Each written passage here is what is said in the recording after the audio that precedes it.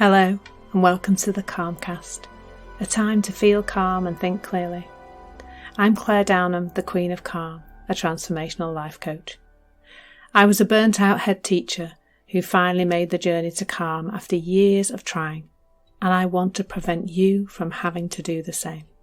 The Calmcast is a series of short explorations, gently guiding you back to your natural state, which is calm and clarity. Just listen like you would listen to music, with an open mind and curiosity. There's nothing else to do. Now let's relax into today's episode. So today I'm posing a little question. Do you believe the things you think about yourself? And that can be all sorts of different things. In the first place, the things you think you can do or can't do, perhaps some things about the type of person you think you are. I remember listening to a book by Steve Chandler, and he talks about a woman who was talking to him about how she ate really healthily and really tried her best with managing her food intake and trying to eat the best of healthy food. And but then she said, but my problem is I'm a cake person.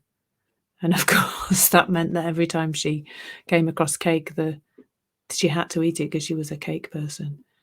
And it's all those little incidental things, and perhaps you hear yourself in your head say these things, but maybe even sometimes say them out loud. And they look so real, don't they?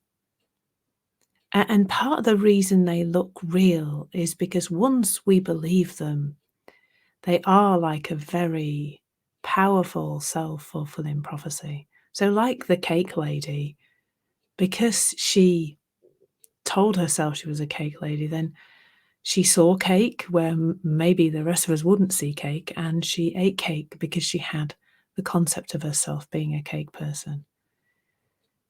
And that's how it works for us. Those beliefs we have about ourselves act like a filter.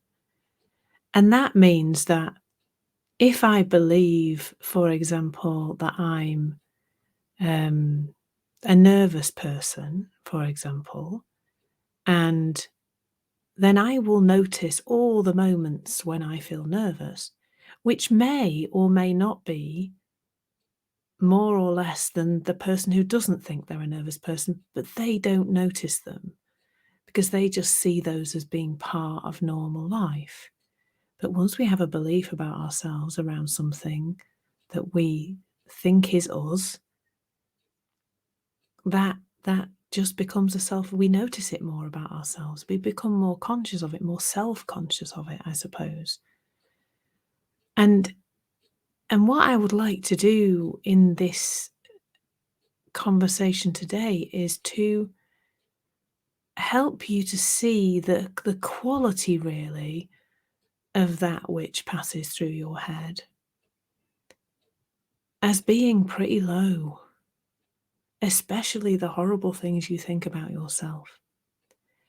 Those horrible things we think about ourselves, or that we think other people think about us, or the things that are the little voice that say, don't do that, you're going to look stupid, you're not good enough to do that, or whatever else you may have going on. I would love to know from you what your little voice is saying to you in your head.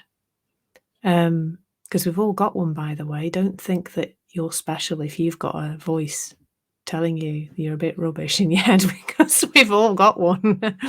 They get quieter when you start to see the quality of what they are, but we all have a bit of that going on.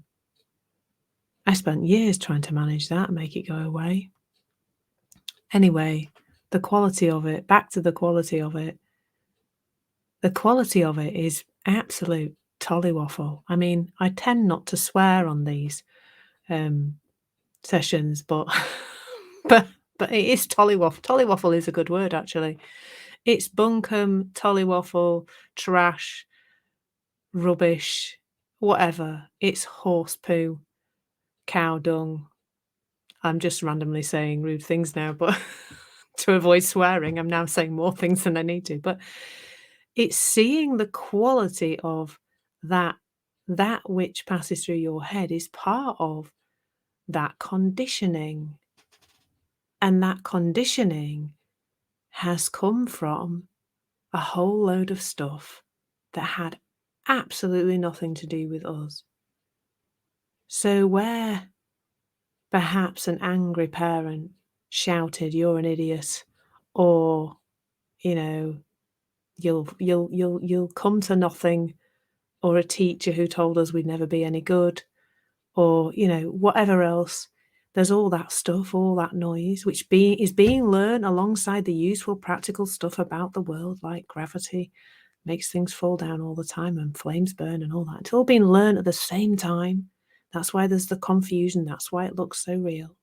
And it's alongside all those misunderstandings, like, sadly, if the father leaves the family home and the parents separate and the child blames themselves because they don't know any different, it looks like dad's leaving them. So there's a belief there that comes into place, is never challenged and is an innocent misunderstanding, but it becomes part of that voice in our heads.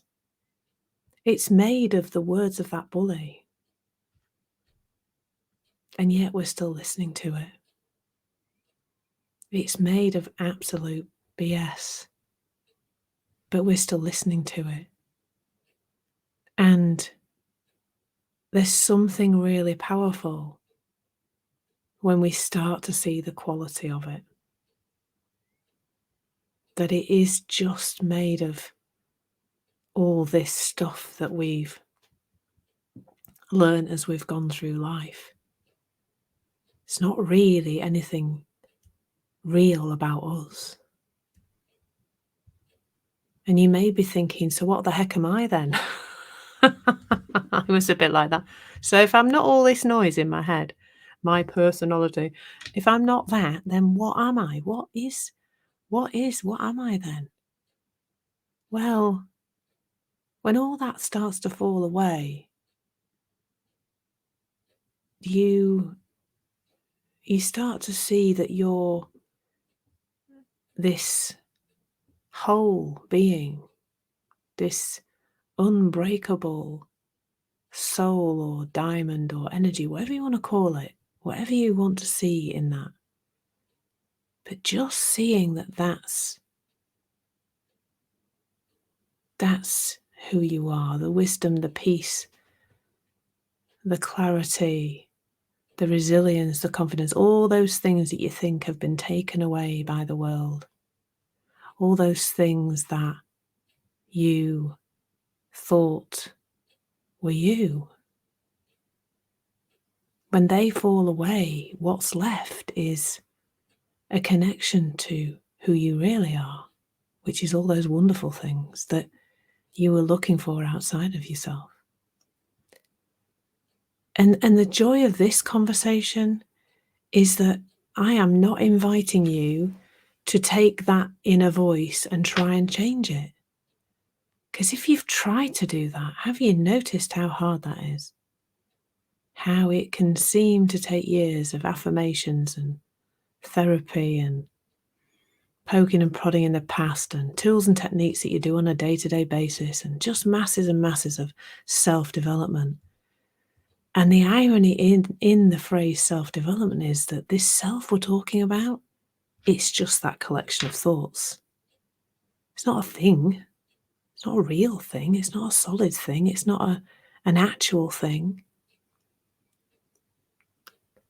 So the invitation here is not to try and change it or lessen how often it turns up. Quantity or quality of thoughts is not what I'm pointing to. I'm inviting you to see the quality of it, to see that it's really a lot of old rubbish that isn't yours and was made up by people who were in a poor state of mind invariably a lot of the time. But even if they weren't, it was never the truth. Most of that stuff that you're still carrying was said to you when you were about 3 or, up until about the age of 7. Well, what's that got to do with, I mean, I'm nearly 51. That's got nothing to do with a nearly 51-year-old me, what somebody said to me when I was 7. But it's just hung around, and it's self-perpetuated, and it's a self-fulfilling prophecy. It creates a filter. So maybe just today you could, I'd love to know one of those little things your inner voice tells you. One of those things you're believing.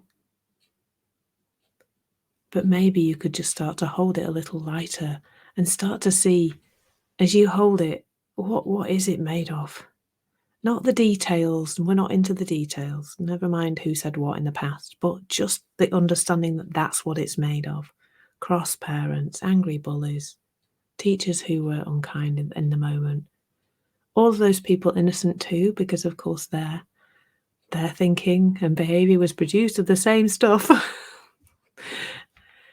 And I guess what I'm saying here is that this is the opportunity to break the cycle, to stop believing the old inherited rubbish, to change your relationship with it. It means it can still turn up in your head, because it will, guys, for a while. But you don't have to take it seriously. So much to see around this. It's so interesting. Thank you so much for listening. There's nothing to do now but bring some awareness to how this is working out in your life. Listen regularly to experience longer and longer periods of calm. This has been the Calmcast with Claire Downham, Queen of Calm. Take care and keep listening.